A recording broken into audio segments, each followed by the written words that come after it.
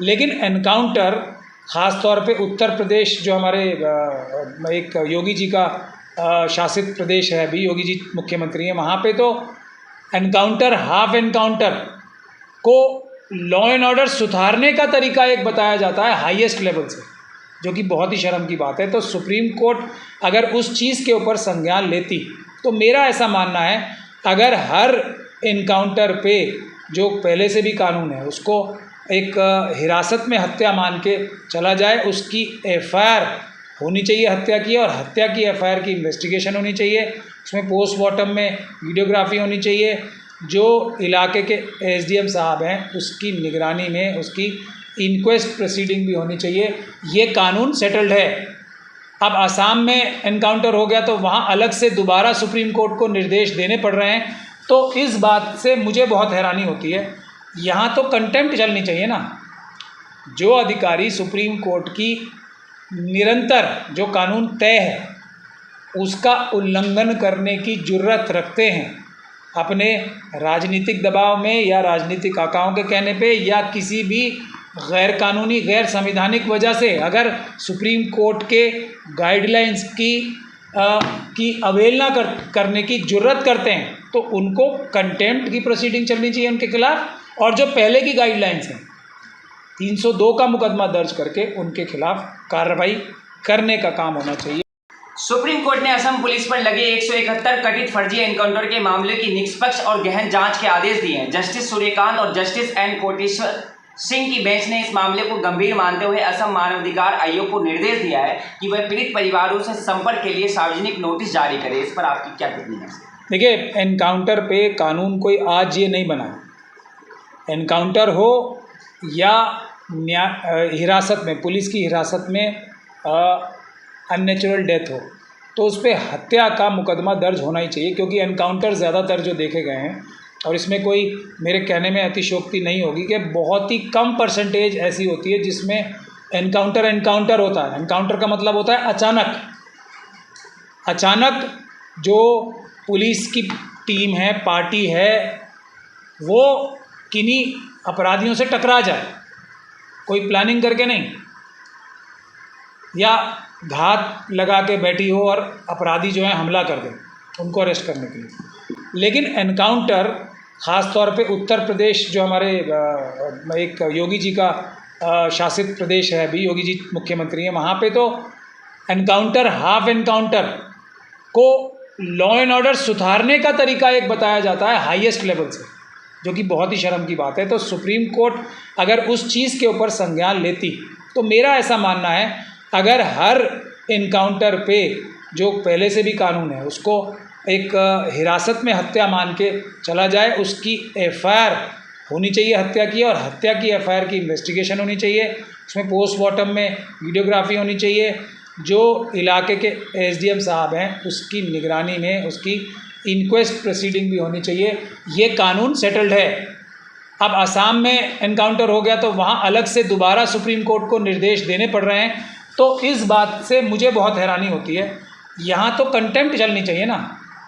जो अधिकारी supreme court की निरंतर जो कानून तय है उसका उल्लंघन करने की जुर्रत रखते हैं, अपने राजनीतिक दबाव में या राजनीतिक आकाओं के कहने पे या किसी भी गैर कानूनी गैर संवैधानिक वजह से अगर सुप्रीम कोर्ट के गाइडलाइंस की अवहेलना करने की जुर्रत करते हैं, तो उनको कंटेम्प्ट की प्रोसीडिंग चलनी चाहिए उनके खिलाफ, और जो पहले की गाइडलाइंस हैं 302 का मुकदमा दर्ज करके उनके खिलाफ कार्रवाई करने का काम होना चाहिए।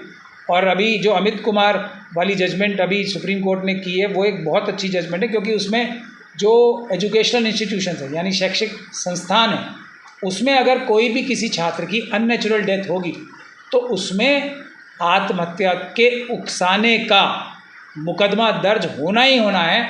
तो अगर उस प्रकार की जजमेंट होती, और इस केस में तो सीधा आसाम का हो या कहीं भी और एनकाउंटर हो रहे हो, तो उसमें सही उचित रास्ता मेरे ख्याल से ये रहता, मेरा ये ओपिनियन है। और इस जजमेंट का भी मैं क्रिटिसिज्म करना चाहता हूँ कि कंटेम्प्ट की प्रोसीडिंग चलाई जाए, कि ये हिम्मत और जुर्रत कैसे हो रही है लोगों की अभी भी एनकाउंटर करने की, और मुख्यमंत्री और जो राजनीतिक नेता हैं वो एनकाउंटर करने के लिए लोगों को प्रोत्साहित कर रहे हैं, तो उनके खिलाफ भी सुप्रीम कोर्ट की गाइडलाइंस के हिसाब से 302 के मुकदमे या 302 करने के लिए, यानी कि 302 तो नहीं, अब हत्या करने की जो उकसाने के लिए, हत्या करने के लिए लोगों को अपने मातहत अधिकारियों को एक तरीके से बाध्य करने के लिए जो कहा जा रहा है, वो खुद अपने आप में अपराध है। जब तक ऐसा नहीं होगा, मुझे नहीं लगता एनकाउंटर रुकेगा। यूपी सहित कई राज्यों में भी कहीं हाफ एनकाउंटर तो कहीं एनकाउंटर हो रहे हैं। पुलिस द्वारा किए जा रहे इन एनकाउंटर यूपी सहित कई राज्यों में भी कहीं हाफ एनकाउंटर तो कहीं एनकाउंटर हो रहे हैं। पुलिस द्वारा किए जा रहे इन एनकाउंटर को कैसे देखते हैं? देखिए, अगर हो जाए एनकाउंटर या एक एक्सीडेंट हो ही जाए, कोई अपराधी गोली चला दें पुलिस पार्टी को, सडनली वो जा रहे हो किसी भी वजह से, या कुछ भी हो जाए अगर अचानक, तो वो अलग बात है। लेकिन ये हो नहीं रहे ना, ये किए जा रहे हैं। एनकाउंटर की एक अलिखित जो होती है ना पॉलिसी बन गई, ये अपराध है। जो संवैधानिक पदों पे बैठे हुए चीफ मिनिस्टर लोग उसका हिस्सा हैं। जब तक इसको उस नज़र से, संवैधानिक नज़र से पूरी तरीके से नहीं देखा जाएगा, हाफ एनकाउंटर क्या होता है, मतलब करने के लिए जाना क्या होता है, टांग पे नहीं घुटने पे ही गोली क्यों लगती है, और हर बार वही लगती है, और उसके लिए फिर तुरंत उसकी वीडियो भी वायरल होती है। ये बाकायदा कानून का राज समाप्त करके एक गुंडा राज, पुलिस राज, संवैधानिक व्यवस्था से हट के एक अलग राज, एक अलग दंड देने की प्रक्रिया शुरू की जा रही है, जो देश के लोकतंत्र के लिए बहुत ज़्यादा घातक है। कुछ लोग बहुत खुश हो जाते हैं ना, आजकल बहुत सारी फिल्में भी ऐसी बन जाती हैं, इससे लोगों को ऐसा लगता है कि शायद अपराध रुक रहा है। नहीं, इससे अपराध नहीं रुक रहा है। अभी कल ही आप लोगों ने देखा होगा गाज़ियाबाद में कितनी हत्याएं हुई हैं, 2 दिन पहले, शायद 1 दिन पहले 17-18 के करीब हत्याएं हुई हैं। अपराध नहीं रुकेगा इन चीज़ों से, अपराध और बढ़ेगा, बढ़ रहा है। वरना हज़ारों एनकाउंटर और हाफ एनकाउंटर हो गए, अपराध क्या रुक गया यूपी में? और एनकाउंटर निरंतर होते जा रहे हैं। ये इस बात का सबसे बड़ा सबूत है कि अपराध रुक नहीं रहे हैं, अपराध हो रहे हैं, जारी हैं। कोई अपराध नहीं रुक रहा एनकाउंटर और हाफ एनकाउंटर से। अपराध रुकेंगे तो बाबा साहब डॉक्टर भीमराव अम्बेडकर ने जो संविधान बनाया है, उसके तहत जो कानून बने हुए हैं, उसका कड़ाई से पालन करने से पुलिस अधिकारियों द्वारा अपराध रुकेंगे, वरना नहीं रुकेंगे।